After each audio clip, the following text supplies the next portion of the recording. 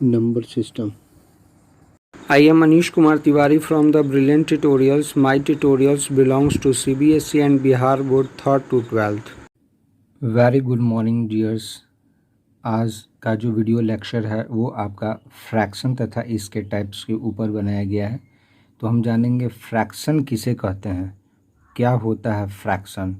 तो fraction means भिन्न आपका होता है। भिन्न भिन्न किसे कहते हैं, जो हर तथा अंश के रूप में वर्क करता है। इसे हम लोग एफ के द्वारा इंडिकेट करते हैं। Means F equal to means fraction equal to numerator by denominator.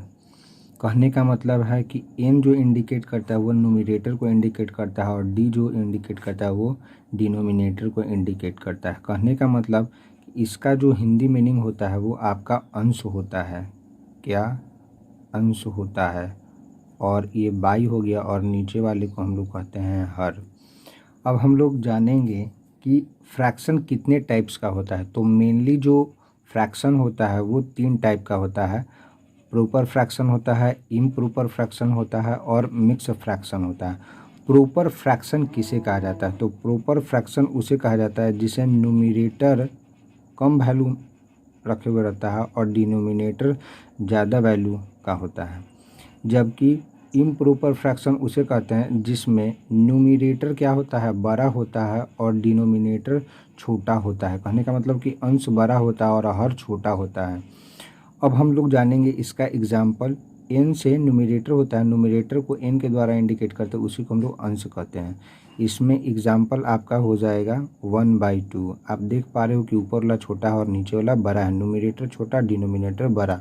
इसी प्रकार आपका हो जाएगा 3/4। इसी प्रकार आपका हो जाएगा 7/11 ETC हो सकता है। अब चूंकि यदि हम इन सारी चीज़ों को यदि पलट करके लिखें, मीन्स रोटेट कर दें, रेसिप्रोकल कर दें, तो वो आपका इम्प्रॉपर हो जाएगा। कहने का मतलब अब न्यूमरेटर जो होगा वो छोटा नहीं होगा, वो बड़ा होगा, और डिनोमिनेटर बड़ा नहीं होगा मीन्स छोटा होगा। मीन्स 11/7 हो जाएगा। इसी प्रकार ये आपका 3/4 था। यदि हम 4/3 लिखेंगे तो ऊपर वाला बड़ा हो गया और नीचे वाला छोटा हो गया। इसी प्रकार आपका हो जाएगा 7/2 ETC हो सकता है। ऐसा ही बहुत सारा एग्जाम्पल हो सकता है। अब हम लोग जानेंगे मिक्स फ्रैक्शन क्या होता है। तो यदि हम इसे डिवाइड करें और होल के रूप में लिखें, जैसे 2 होल 1/2, 5 होल 1/7, 3 होल 1/2 ETC। हम जानेंगे कि मिक्स फ्रैक्शन भी जो होता है वो 2 टर्म में डिवाइड किया हुआ रहता है। कहने का मतलब है कि फर्स्ट जो पार्ट होता है वो आपका इंटीजर पार्ट होता है और सेकंड जो होता है वो आपका प्रॉपर फ्रैक्शन वाला पार्ट होता है। जैसे यदि हम इसे तोड़ करके लिखेंगे तो इसे हम 2 रूप में बोल सकते हैं कि 5 और प्लस 1/7। तो हम जानेंगे कि ये जो टर्म है आपका वो इंटीजर वाला है, इंटीजर यानी पूरा पूरा है। और ये जो आपका टर्म है ये आपका कौन सा टर्म है, तो ये आपका प्रॉपर फ्रैक्शन है। Proper fraction FRACTION proper fraction. ये मेनली 3 टाइप्स होते हैं, पर बहुत सारा किताब है, बहुत सारे किताबों में अलग अलग टाइप का भी दिया हुआ रहता है। आइए जानते हैं उनके अनुसार कितना टाइप्स होता है। तो उनके अनुसार 10 टाइप्स होता है। मैंने यहाँ पे 3 टाइप्स बता रखा है और 7 टाइप्स और हैं, बट वो मेन नहीं है, इन्हीं के आधार पर बनाए गए हैं। जैसे आपका आता है लाइक फ्रैक्शन। लाइक फ्रैक्शन किसे कहते हैं, तो लाइक फ्रैक्शन में एग्जाम्पल यदि हम लिखेंगे तो उसका डिनोमिनेटर आपस में इक्वल होता है। जैसे 1/2 हो गया, 5/2 हो गया, 3/2 हो गया, 11/2 हो गया, फिर आपका 99/2 हो गया। ऐसा आपका लाइक फ्रैक्शन में मिलेगा।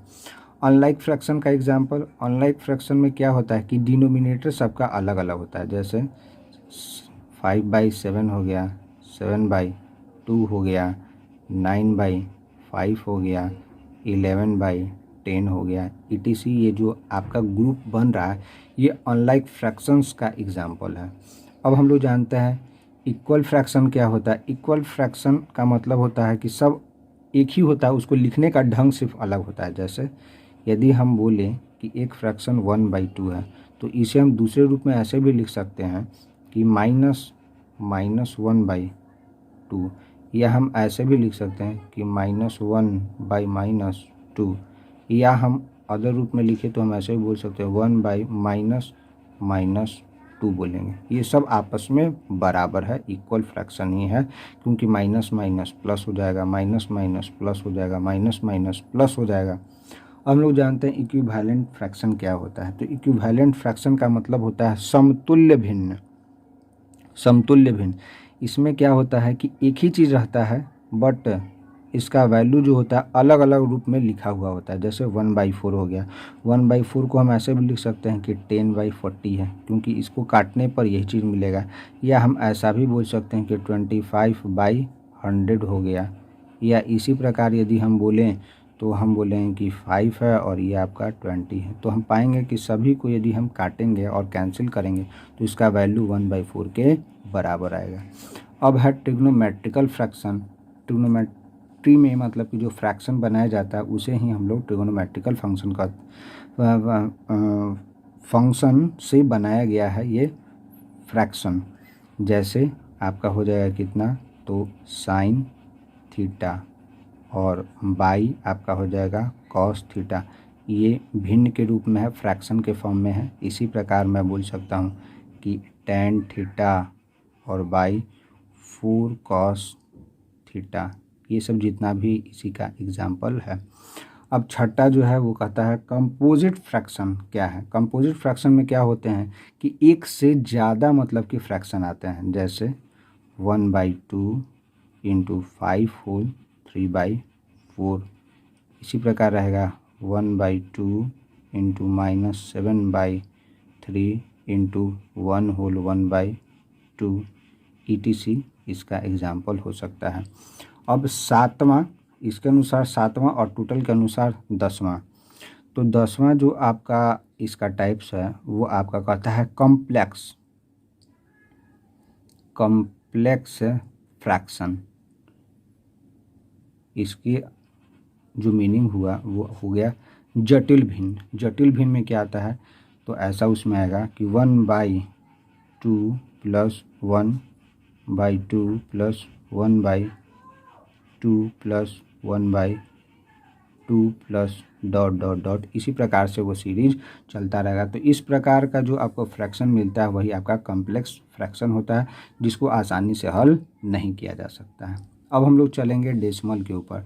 जैसे कि हम लिखे हुए भी हैं कि डेसिमल का मतलब क्या होता है। तो डेसिमल का मतलब दशमलव होता है।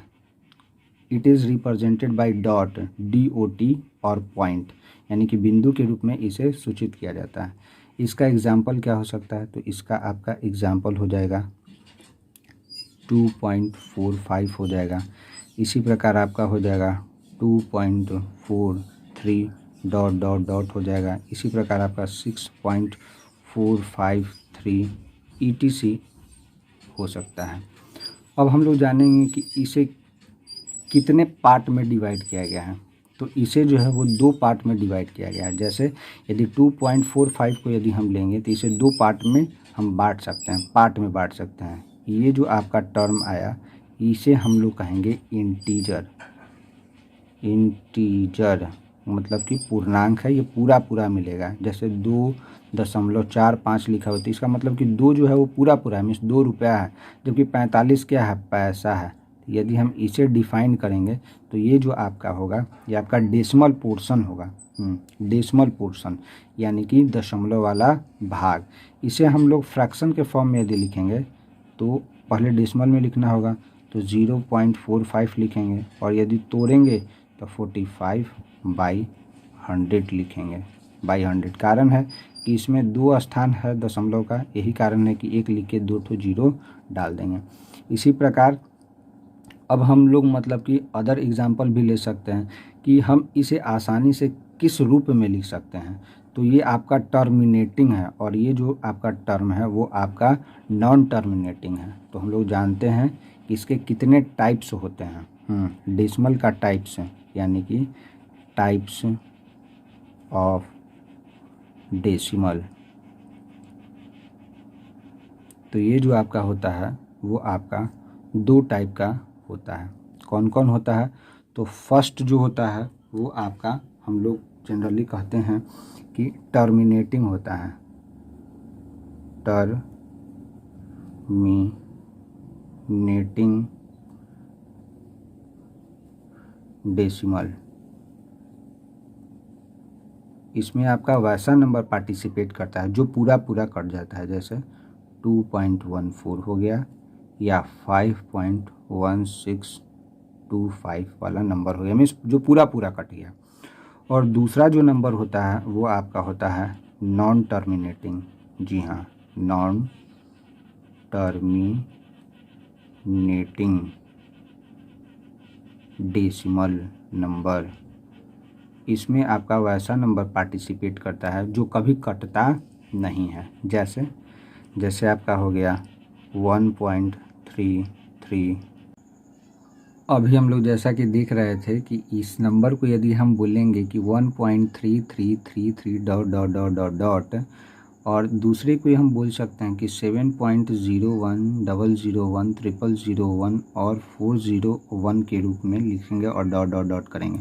तो ये डॉट डॉट डॉट जो कर रहे हैं, इससे मेरे को पता चल रहा है कि ये जो संख्या है डेसिमल का, ये कभी भी समाप्त होने वाला नहीं है, मीन्स पूरा पूरा कभी भी नहीं कटेगा। तो इसे हम पाएंगे कि एक ही संख्या को बार बार ये ला रहा है, मीन्स एक ही संख्या को बार बार रिपीट कर रहा है।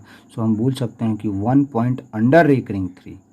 जबकि हम इसमें देखेंगे तो हम बोलेंगे कि एक ही नंबर को बार बार नहीं ला रहा है, मीन्स इसमें हम अंडर रेकरिंग नहीं डाल सकते हैं। मीन्स हम ये ऐसा नहीं कह सकते हैं कि एक ही चीज़ को ये बार बार रिपीट कर रहा है, क्योंकि यदि 01001 ला रहा है तो हम इस ढंग से देखेंगे तो मेरे को लगेगा कि नहीं, सिर्फ 1 है, क्योंकि 1 के आगे तो 0 लगता है तो उसका कोई महत्व नहीं है। पर यदि हम इस रूप में पढ़ें तो मेरे को पता चलेगा कि 100 है, फिर बोलेंगे कि 1000 है, फिर आपका 10,000 है, जो एक ही नंबर को रिपीट नहीं कर रहा है। अब हमको याद रखना है कि ये जो नंबर है ये नॉन टर्मिनेटिंग नंबर है, और ये भी जो नंबर है वो नॉन टर्मिनेटिंग है, बट इसमें रेकरिंग डाला जा सकता है, इसलिए हम कहेंगे non terminating recurring decimal number. और इसमें रेकरिंग नहीं डाला जा सकता है, इसलिए हम कह सकते हैं कि ये क्या है, नॉन टर्मिनेटिंग है बट नॉट रेकरिंग डेसिमल है, मीन्स इस पर रेकरिंग नहीं हम लोग लगा सकते हैं। तो ऐसा जो नंबर आता है ये आपका रेशनल नंबर के अंतर्गत में आता है,